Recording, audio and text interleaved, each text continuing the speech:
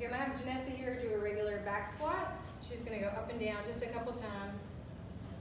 She has a very flexible spine, so she's pretty good at the back squat here. She can come up again, and then one more time I'll have her go down, and she loads up really nicely with this PVC pipe here. But this is a good position. Her weight's in the heels. She has nice global extension here in her back. Her elbows are gonna be a little forward, and she's neutral here in the wrist. But most of the time what I see in the gym is people have a lot of quad dominance even in their back squat, and they break their spine at various locations here at the lumbar spine and usually at the cervical spine. So what that looks like here is she's looking forward. Here she leads with hips out and back. So go ahead and stand up. So if she's not having global extension, as soon as she starts and initiates the squat position, she sticks her belly out and she sticks her butt out. So you lose all the tension here in your belly and all the stabilization here in your pelvic floor. She leads with her hips back, so go ahead and do that for us. And she comes down in her squat. She has most of the weight on the balls of her feet this time instead of the heels. So she's more quad dominant here. And then to keep herself upright, she looks up. So now she can get all kind of cervical spine problems right here. All the weight's pressing down on this vertebrae right here. So she also has a lot of tension in her upper traps, so that leads to everybody having cervical spine problems and lower back problems. That leads to all kind of pain in the back here. Elbows are flared out, and she's not neutral in her wrist. So now we're gonna put her back in the right position. So come back up, Janessa. She's gonna take a big inhale through her nose. As she exhales through her mouth, she's gonna keep nice tension here in her belly. Pull the belly button to the spine. Now initiate the squat with a nice neutral pelvis, so go back down in your squat in a good position. Good, she's tight through here. Her elbows are gonna be forward. Neutral wrist. The weight's gonna come right up through the palm of her hand. So she's supporting the weight on her traps, but also through her arms. She's gonna have a neutral spine here, so she's not looking forward unless she has good thoracic extension. She does, so she will be able to look forward.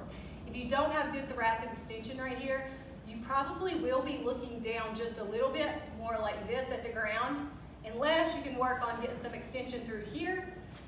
And then as she sits down, the weight is in her heels. She's driving her knees out, so push against my hands, drive the knees out, and she will stand up. So that will help her activate her glutes and stand all the way up in the squat. We're gonna have her turn to the front. I'll show you what it looks like from the front. So we're gonna do a good squat first with optimal form, so come down to the squat. Good. Now she's gonna push her knees out, drive through her heels, and she's gonna stand up. Good. So inhale on the way down. Inhale on the way down to the squat, and then she's gonna exhale on the way up. Pull the belly button into the spine and support her pelvis and her hips as she stands up. Come down again. So we're gonna let the belly open this time. She's gonna let the knees fall in, and I'm gonna have you turn your toes out just a little bit more so people can see. So she turns her toes out just a little bit more. She drops in here with her ankles, her knees go in, and then on the way up, let your knees come in and stand up. And that's gonna be a quad dominant squat. So if you can see the difference between a good squat, so come down now, belly's tight, chest is up, but the chest is what's leading the position for the spine to be up instead of just the chin. So everybody tells you to look up. Make sure you follow what the chest is doing. So her chest can come up. That means she can look straight at you in the video here.